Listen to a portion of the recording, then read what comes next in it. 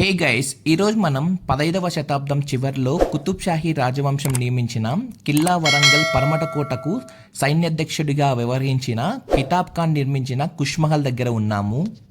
ఢిల్లీ సుల్తానులు ధ్వంసం చేసిన కాకతీయ ప్యాలెస్ శిథిలాల మీదే ఈ కుష్మహల్ నిర్మించబడడం జరిగింది.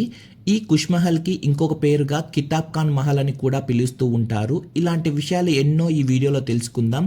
ఈ వీడియో మీకు నచ్చినట్లయితే లైక్ చేయండి, అలాగే కమెంట్ చేయండి. ఇక్కడ వెయిట్ చేయకుండా వీడియోలోకి వెళ్ళిపోదాం. Let's go.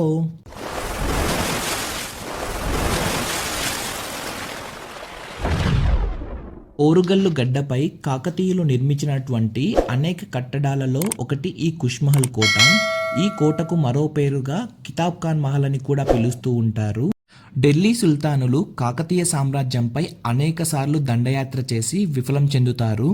అయితే కిల్లా వరంగల్ కోటలోని పడమడ కోటకు సైన్యాధ్యక్షుడిగా విధులు వ్యవహరిస్తున్న కితాబ్ ఖాన్తో చేతులు కలిపి కోటలోకి ప్రవేశించి కాకతీయులపై దండయాత్ర చేస్తారు. కాకతీయులపై దండయాత్రలో విజయం సాధించిన ఢిల్లీ సుల్తాన్లు కితాబ్ ఖాన్ను చేసిన పనికి బదులుగా తనకు ఈ కాకతీయ సామ్రాజ్యానికి సామంతరాజుగా బాధ్యతలు అప్పగిస్తారు. అయితే కాకతీయ సామ్రాజ్యంలో తనకంటూ ఏదైనా గుర్తింపు ఉండాలని కుష్మహల్కు కితాబ్ ఖాన్ మహల్గా నామకరణం చేసుకుంటారు. ఆనాటి నుండి ఈ కుష్మహల్ను కితాబ్ ఖాన్ మహల్గా అని పిలుస్తూ ఉంటారు.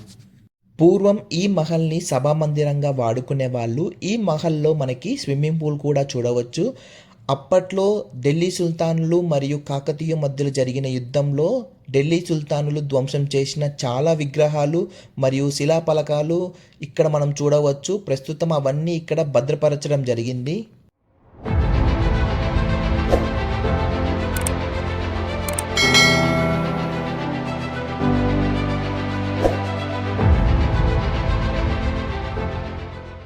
అలాగే ఇక్కడ మనం చాలా విరిగిపోయిన విగ్రహాలను కూడా చూడవచ్చు.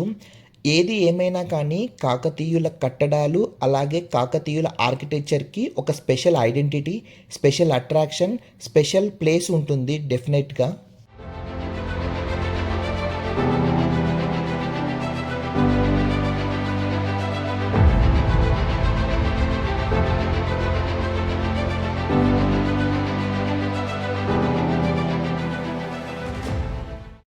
ఇలాంటి ఎన్నో వీడియోలు మన ఛానల్లో అప్లోడ్ చేస్తుంటాం. Keep watching. అండ్ అలాగే 1000 పిల్లర్ టెంపుల్ యొక్క వీడియో కూడా మన ఛానల్లో ఉంది, ఒకసారి వెళ్ళి చూడండి.